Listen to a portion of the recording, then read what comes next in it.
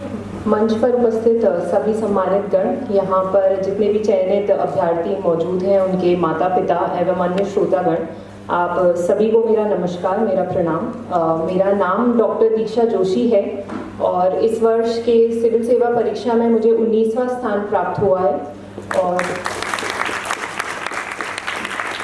ये मेरा तीसरा अटेम्प्ट था सिविल सर्विसेज एग्जाम में। थोड़ा सा अपनी जर्नी के बारे में बताऊं तो मैं उत्तराखंड से आती हूं। एक बॉर्डर डिस्ट्रिक्ट है पिथौरागढ़, वहां पर मेरा जन्म हुआ और मेरी क्लास 10th तक की एजुकेशन पिथौरागढ़ से ही हुई है। उसके बाद इतनी अपॉर्चुनिटीज़ नहीं है क्योंकि एक हिल डिस्ट्रिक्ट है, बॉर्डर डिस्ट्रिक्ट भी है, इंफ्रास्ट्रक्चर उतना स्ट्रॉन्ग नहीं है, चाहे आप हेल्थ की बात करें चाहे एजुकेशन की, तो उन सब फैसिलिटीज़ का थोड़ी कमी थी। इसके चलते मेरे पेरेंट्स का ये डिसीजन था कि मुझे बाहर जाना चाहिए क्योंकि पढ़ाई में अच्छे हैं तो ज़्यादा बेटर अपॉर्चुनिटीज़ बाहर मिलेंगी। तो मैंने वेलम गर्ल्स स्कूल के एंट्रेंस के लिए एडमिशन के लिए एंट्रेंस दिया और वहाँ पर मेरा सिलेक्शन हुआ। तो एट द एज ऑफ 15 मैंने पिथौरागढ़ छोड़कर मैं बोर्डिंग स्कूल चली गई। 2 साल मैंने वेलम से अपना क्लास 12th कंप्लीट किया। जब मैं वहाँ पर गई तो एक थोड़ा सा चैलेंज ये था कि छोटी जगह से आप आते हैं, वेलम का थोड़ा सा एटमॉस्फेयर इस तरीके का था कि एक वेल रेप्यूटेड बहुत बड़ा स्कूल है, वहाँ पे सिर्फ इंडिया ही नहीं इंटरनेशनल स्टूडेंट्स भी आके पढ़ते हैं। तो उस एनवायरनमेंट में एडजस्ट करना और अपनी एक आइडेंटिटी बनाना वो शायद मेरे लिए एक चैलेंज था उस टाइम पे। वहाँ पर एक और चैलेंज ये था कि जब आप घर पे रहते हैं तो आप हर चीज़ अपने पेरेंट्स से छोटी बड़ी बात डिस्कस कर सकते हैं, बट जब आप स्कूल में बोर्डिंग स्कूल में रहते हैं तो वहाँ पे आपको 1 महीने में 60 मिनट्स का टॉक टाइम मिलता है। तो मतलब आप पूरे महीने में सिर्फ 1 घंटा अपने घर पे बात कर सकते हैं और बाकी छोटे बड़े जो भी डिसीजंस हैं वो आपको खुद लेने हैं। तो एट द एज ऑफ 15 मुझे रियलाइज़ हुआ कि मुझे अब जो डिसीजंस लेने हैं, वो जो वैल्यूज़ मेरे अंदर मेरे पेरेंट्स ने इनकलकेट किए हैं, मुझे उनको ध्यान में रखते हुए अपने फैसलों को लेना होगा। तो आई थिंक एक वो लर्निंग मैंने वहाँ पर उस स्टेज पे सीखी। उसके बाद मैंने डिसाइड किया कि मुझे MBBS की पढ़ाई करनी है क्योंकि शुरू से पिथौरागढ़ में जिस तरीके का एक एटमॉस्फेयर देखा था तो लगा कि वापस आके यहाँ पर हेल्थ के लिए कुछ काम करेंगे।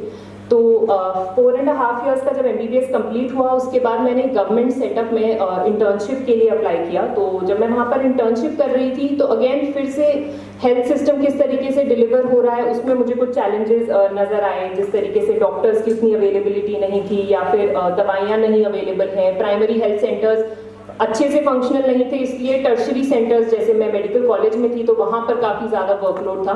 तो उन सब बातों से थोड़ा सा मन परेशान हुआ कि इसको कैसे सॉल्व करें। तो मुझे रियलाइज़ हुआ कि एज अ डॉक्टर शायद एक इंडिविजुअल कैपेसिटी में ही काम कर पाऊंगी, एक दिन में 50 to 100 पेशेंट्स जो आएंगे उनकी सर्विस हो पाएगी। बट ऐसे काफ़ी सारी चीज़ें हैं जिनमें हमें और ज़्यादा सुधार लाने की ज़रूरत है। थोड़ी पॉलिसीज़ अगर मैं अपनी तरफ से कुछ कंट्रीब्यूट कर सकूं बेटर इम्प्लीमेंट करने में उनको, तो वो शायद एक हेल्प हो सकती है। और ये सब सोच के फिर डिसाइड किया कि सिविल सर्विसेज के लिए प्रिपेयर करना है। तो इस एग्ज़ाम की प्रिपरेशन में मुझे थोड़ा ज़्यादा समय लग गया, 3 अटेम्प्ट निकल गए। तो फर्स्ट अटेम्प्ट तो प्रिपरेशन नहीं थी उतनी ज़्यादा, बट सेकेंड अटेम्प्ट में काफ़ी ज़्यादा प्रिपरेशन थी, बट एग्ज़ाम क्लियर नहीं हो पाया। उस अटेम्प्ट के बाद थोड़ा सा एक डिमोटिवेशन का फैक्टर, आई एम श्योर यहाँ पे बहुत सारे एस्पिरेंट्स हैं, सबको उस बात को फील करते हैं, तो वो काफ़ी ज़्यादा था। उसके बाद एक चीज़ एक और रियलाइज़ हुआ कि हमेशा किसी भी चीज़ को एनालाइज करना बहुत ज़्यादा ज़रूरी है।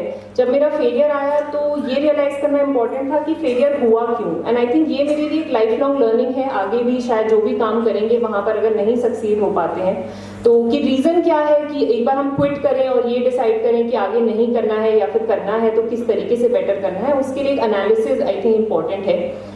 तो वही एनालिसिस पे फोकस किया। उस टाइम पे काफ़ी ज़्यादा डिमोटिवेशन भी था, एक बार को डबल थॉट्स भी थे कि पोस्ट ग्रेजुएट की तरफ वापस चले जाते हैं। I don't know, fortunately unfortunately उस टाइम पे तो कि पोस्ट ग्रेजुएट एंट्रेंस भी शिफ्ट होता गया। तो जो एग्ज़ाम जनवरी में होना था वो अप्रैल शिफ्ट हुआ, अप्रैल का फॉर्म भरा हुआ था, तैयारी भी थी, वहाँ से कोविड केसेस इंक्रीज हो गए तो एग्ज़ाम अप्रैल से सितंबर शिफ्ट हो गया। तो समहाउ लगा कि UPSC ही शायद है जो मेरे लिए बना है और इस एग्ज़ाम की तरफ मुझे जाना चाहिए। तो ये करते करते तीसरा अटेम्प्ट दिया। समहाउ इस अटेम्प्ट में मैं सौभाग्यशाली हूँ कि मेरा प्रीलिम्स मेंस इंटरव्यू एक ही बार में क्लियर हो गया और एक अच्छा रैंक भी आया है। तो उम्मीद है कि डिज़ायर्ड सर्विस और कार्डर प्रेफरेंस भी मिलेगा। आई थिंक इस सब पूरी जर्नी में बस जो एक चीज़ मैंने हमेशा रियलाइज़ करी है और जो मुझे लगता है कि इम्पॉर्टेंट है वो यही है कि जिस भी काम को आप कर रहे हैं उस काम में एक जस्टिस होना इम्पॉर्टेंट है, कि आप अपनी तरफ से अपना 100% दें और बेस्ट करें। बाकी रिजल्ट जो होगा वो कई बार आपके हाथ में नहीं होता है। तो this has been my journey in short. एक थोड़ा सा संकल्प परिवार के बारे में बोलना चाहूँगी कि यहाँ पर एकेडमिक एसोसिएशन मेरा नहीं था इस एक बार एग्ज़ाम के लिए, पर लेकिन संकल्प की जो वैल्यूज़ हैं, जो उनके आइडियोलॉजीज़ हैं, जो उनका विचार हैं, वो हम सभी आई थिंक उन सबसे रेजोनेट करते हैं और मैं भी उन वैल्यूज़ से काफ़ी पुराना एक रिलेशन रहा है। तो उनको एक थैंक यू है मेरी तरफ से कि उन लोगों ने मुझे यहाँ पर मुझे बुलाया, मेरे पेरेंट्स को बुलाया और इतना ज़्यादा सम्मान दिया। That is all, I think thank you so much. मेरे फादर यहाँ पर हैं श्री सुरेश जोशी जी।